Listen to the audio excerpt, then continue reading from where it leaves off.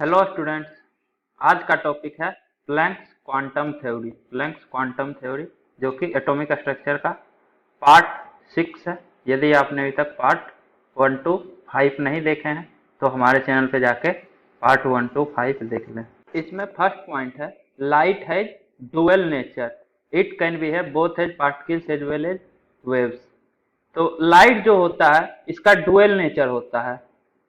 शुरुआत के दिन में अर्ली डे में क्या हुआ था कि लाइट को पार्टिकल नेचर माना गया था, लेकिन पार्टिकल नेचर ऑफ लाइट से बहुत सारा प्रॉपर्टी जो है वो एक्सप्लेन नहीं हो पाता था। कुछ प्रॉपर्टी तो एक्सप्लेन हो रहा था पार्टिकल नेचर से, लेकिन कुछ प्रॉपर्टीज एक्सप्लेन नहीं हो रहा था।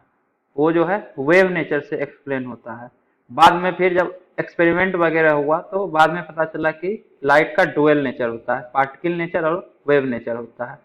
Phenomena like interference diffraction can be explained by wave nature, while phenomena like photoelectric effect and black body radiation are explained by particle nature of light।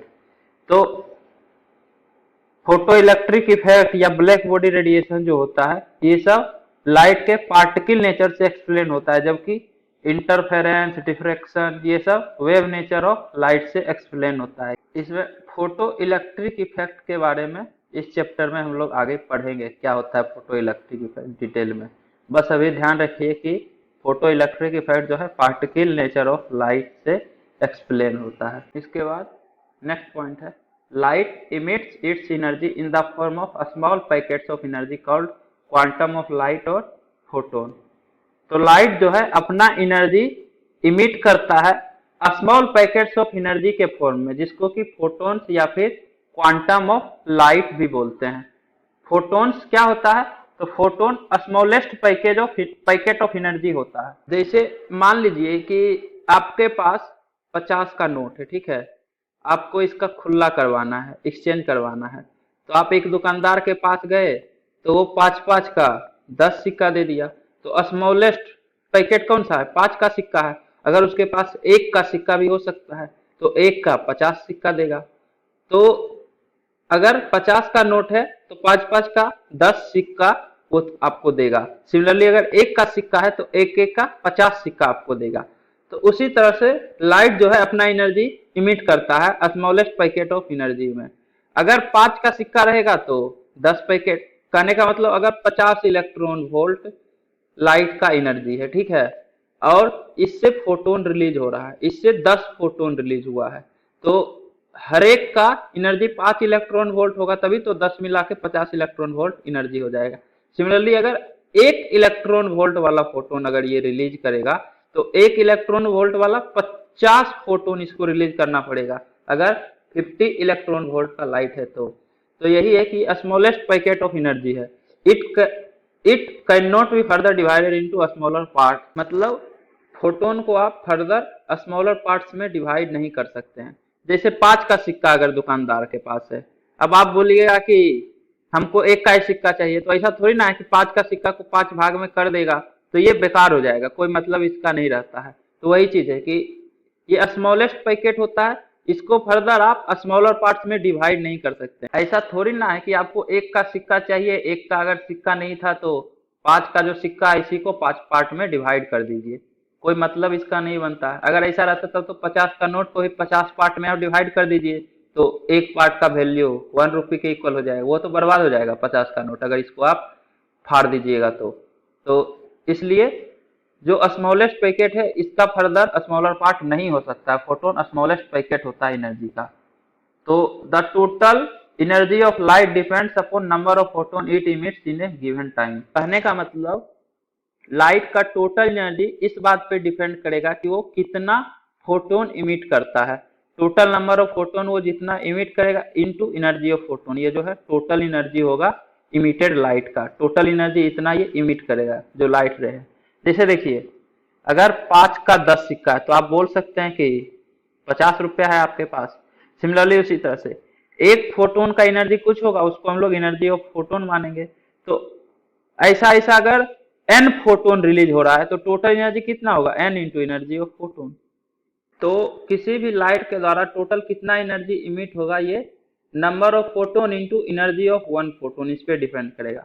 जैसे 5 का सिक्का है, एनर्जी एक फोटोन का। अब 5 का कितना सिक्का है, वही तो टोटल वैल्यू आपके पास हो जाएगा। अगर 100 सिक्का है तो आपके पास 500 रुपया है। तो एक फोटोन का कुछ एनर्जी है, एनर्जी ऑफ फोटोन। अब ऐसा ऐसा 10 फोटोन अगर रिलीज हो रहा है तो टोटल कितना एनर्जी रिलीज हुआ है, टोटल एनर्जी इमिट हुआ है एक फोटोन का energy into 10।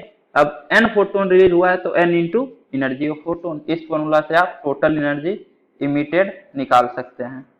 Hence energy of light is quantize and discrete. इसलिए लाइट का एनर्जी जो है वो क्वांटाइज्ड होगा। क्वांटाइज्ड का मतलब बोले थे anything is said to be quantized if it can be represented as a integral multiple of some constant value.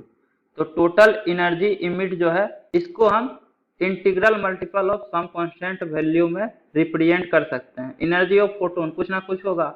अब कितना एनर्जी का फोटोन रिलीज कर रहा है वही उस फोटोन का एनर्जी होगा। तो ये तो कांस्टेंट वैल्यू होगा, या तो 5 इलेक्ट्रॉन वोल्ट एनर्जी वाला फोटोन इमिट करेगा, या 10 इलेक्ट्रॉन वोल्ट एनर्जी वाला, या कुछ भी कांस्टेंट वैल्यू। अब कितना फोटोन इमिट करेगा, 1 2 3 4, हमेशा इंटीजर में फोटोन इमिट करेगा। 1 फोटोन इमिट कर सकता है, 2 फोटोन, 3 फोटोन, 4 फोटोन, 5 फोटोन। तो आप integral multiple of constant value में एनर्जी ऑफ लाइट को रिप्रेजेंट कर सकते हैं। इसलिए एनर्जी ऑफ लाइट क्वांटाइज्ड कहलाएगा।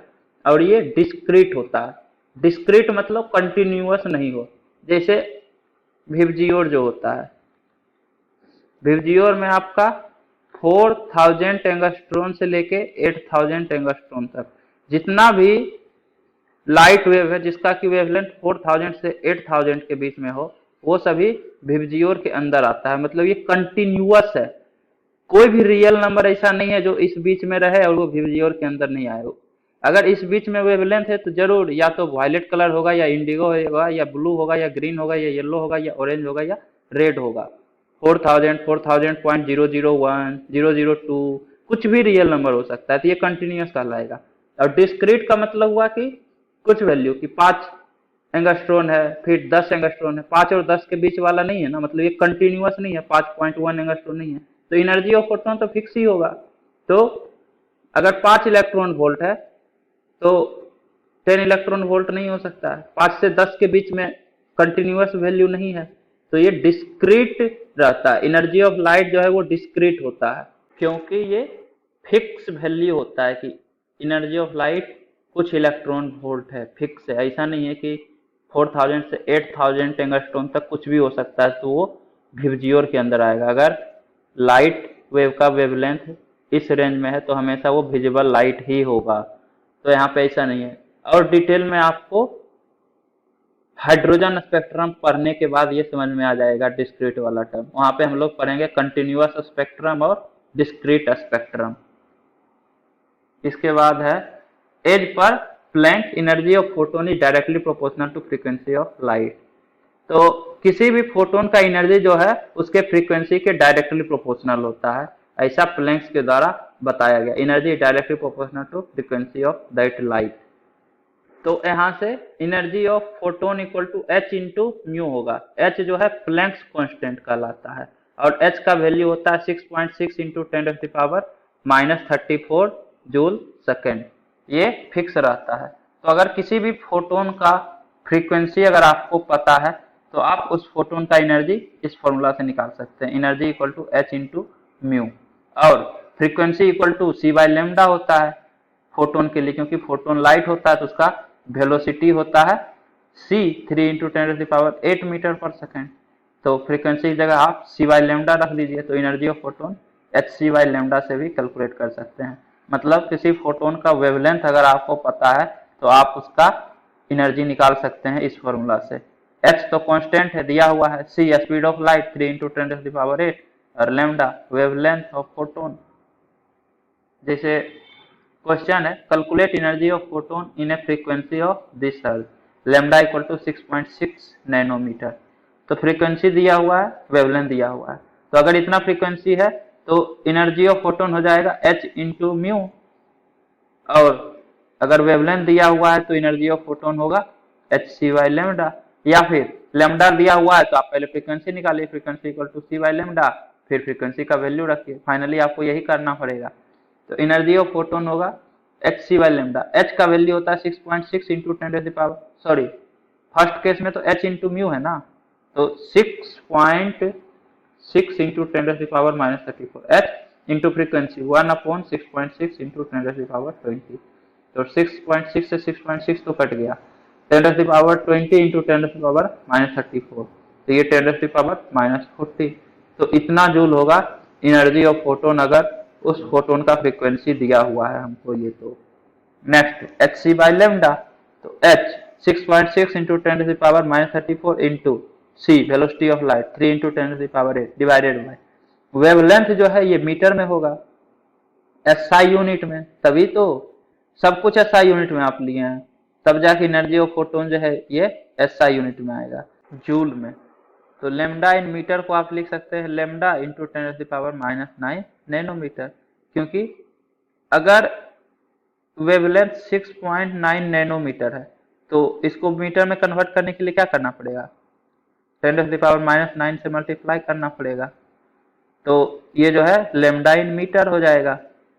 तो यहाँ पे आप वैल्यू रखिएगा 6.9 इंटू 10⁻⁹, इसी को तो हम लिख रहे हैं लेमडा इंटू 10⁻⁹, जहाँ पे वेवलेंथ नैनोमीटर में है। तो अगर वेवलेंथ नैनोमीटर में है तो उसको 10⁻⁹ से मल्टीप्लाई करना पड़ेगा ताकि वेवलेंथ जो है मीटर में कन्वर्ट हो जाए।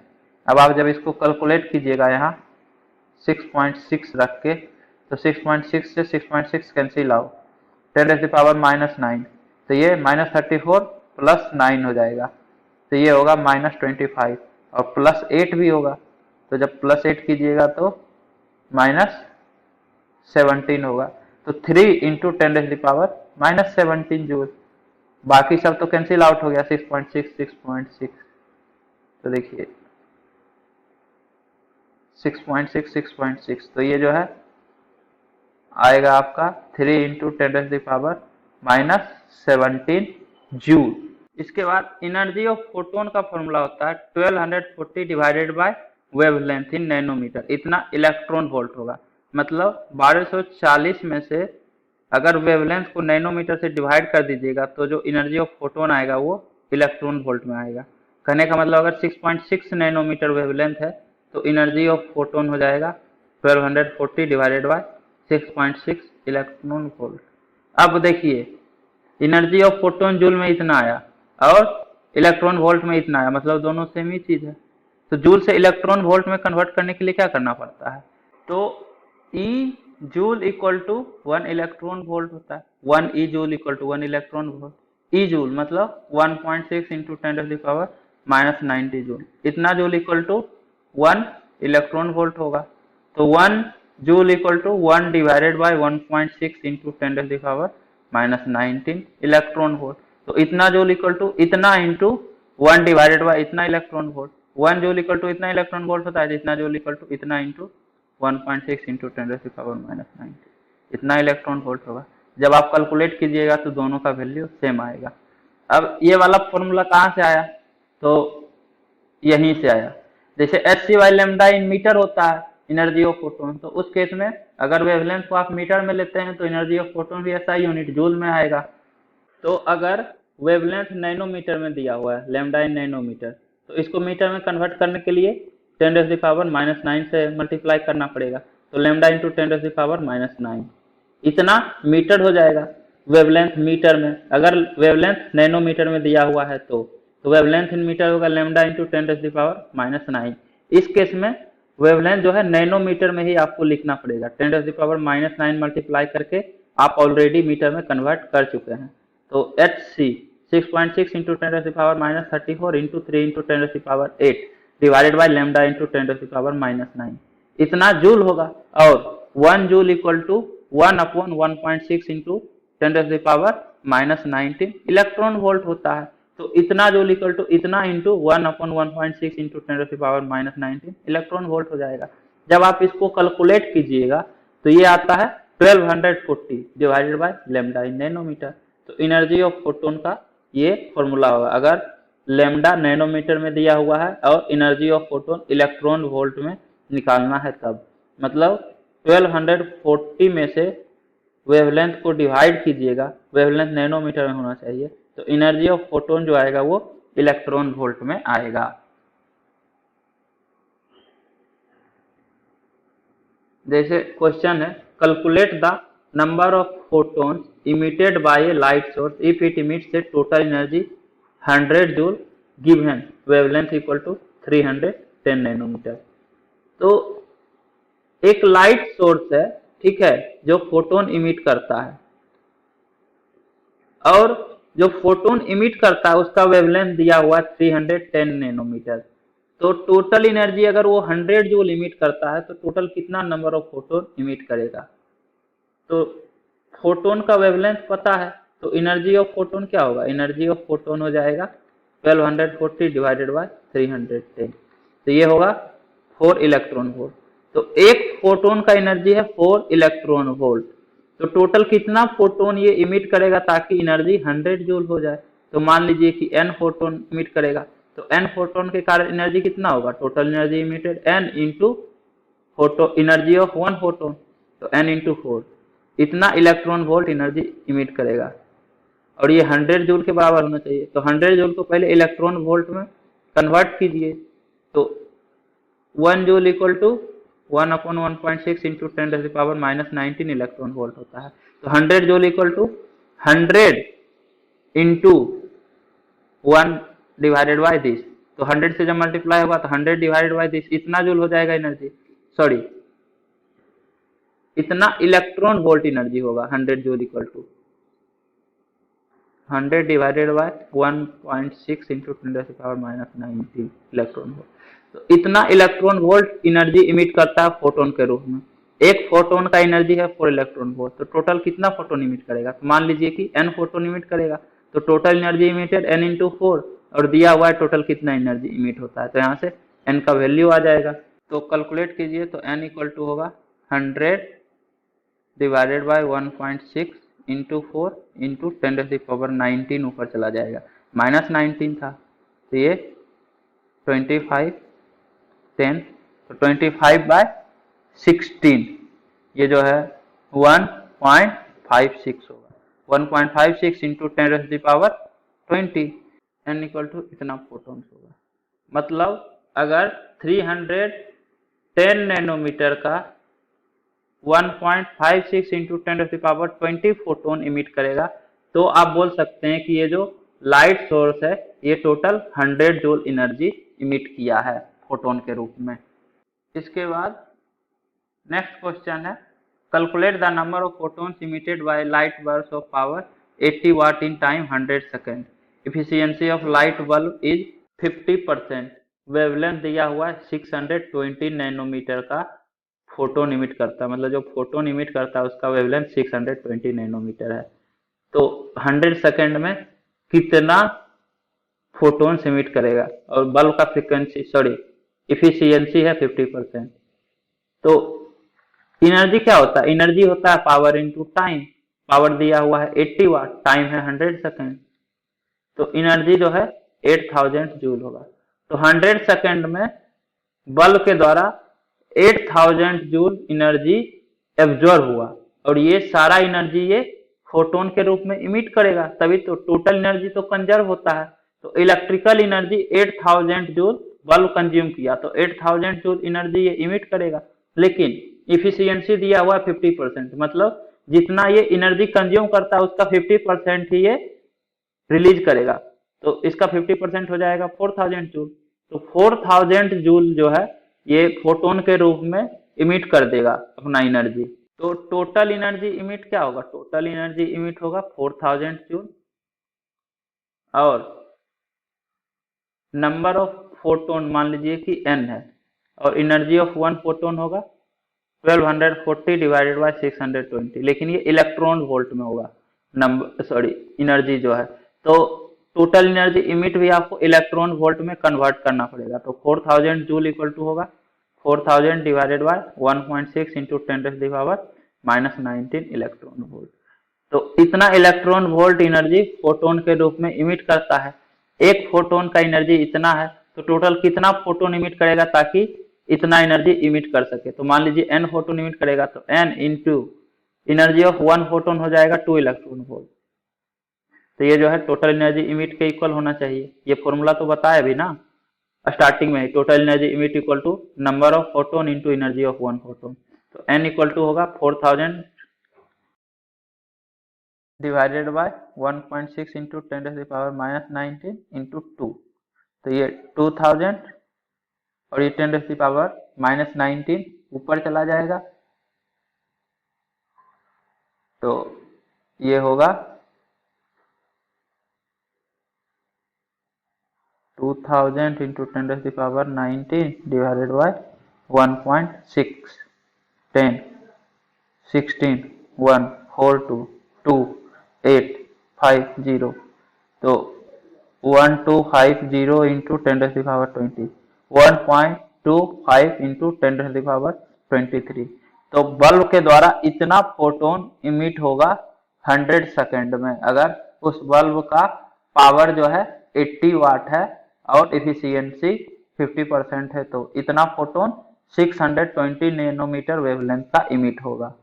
इसके बाद नेक्स्ट क्वेश्चन है, आपके पास एक सब्सटेंस है, ये 200 एंगस्ट्रॉन का फोटोन एब्जॉर्ब करता है, तो 2 फोटोन ये इमिट करता है। फोटोन एब्जॉर्ब करने के बाद एक का वेवलेंथ है 600 एंगस्ट्रॉन, तो दूसरा कितना वेवलेंथ वाला फोटोन इमिट करेगा ये आपको बताना है। तो देखिए, जितना एनर्जी ये एब्जॉर्ब करेगा उतना ही एनर्जी ये रिलीज करेगा। तो energy of photon 1, energy of photon जिसका कि वेवलेंथ 200 एंगस्ट्रॉन दिया हुआ है, ये होना चाहिए energy of photon 1 plus energy of photon 2 के इक्वल। तो energy of photon equal to energy of photon 1 plus energy of photon 2। यहाँ पे आप hc बाय लेमडा 200 लिखिएगा equal to hc by lambda 1 plus hc by lambda 2। तो lambda 2 ये बस पता नहीं है, hc by lambda 1 hc by lambda सब पता है, hc पता है, तो लेमडा 2 का वैल्यू आ जाएगा। आप इसको खुद से कैलकुलेट कीजिएगा। इसके बाद ये 3 क्वेश्चन को भी आप लोग एक बार खुद से अटेम्प्ट कीजिए। अगले लेक्चर में इसको हम डिस्कस करेंगे। यहाँ पे भी एक सब्सटेंस दिया हुआ है जो कि 200 नैनोमीटर का N1 फोटोन एब्जॉर्ब करता है, तो 600 नैनोमीटर का N2 फोटोन इमिट कर रहा है, और दिया हुआ है क्वेश्चन में कि only 40% of the absorbed energy is released. तो N1 बाय N2 का क्या रेशियो होगा, मतलब 200 नैनोमीटर का कितना फोटोन ये एब्जॉर्ब कर रहा है और उसके करस्पॉन्डिंग कितना फोटोन N2 का इमिट कर रहा है, दोनों का रेशियो बताना है। N1 अपॉन N2 का क्या वैल्यू होगा। Next, wavelength of light 310 nanometre है, तो energy of photon in kilo joule per mole बताना है। उसके बाद नेक्स्ट क्वेश्चन है, calculate wavelength frequency and wave number of a light radiation having energy of photon equal to 10⁻⁻20 joule. तो energy of photon दिया हुआ है, इसे आपको वेवलेंथ फ्रीक्वेंसी और वेव नंबर कैलकुलेट करना है। आप एक बार खुद से कीजिएगा। अगले लेक्चर में हम ये 4 क्वेश्चन को डिस्कस करेंगे। उम्मीद करता हूँ कि आपको ये वीडियो पसंद आई होगी। यदि आपको ये वीडियो पसंद आई है तो इसे लाइक करें, कमेंट करें और अपने दोस्तों के बीच शेयर करना ना भूलें। Thank you.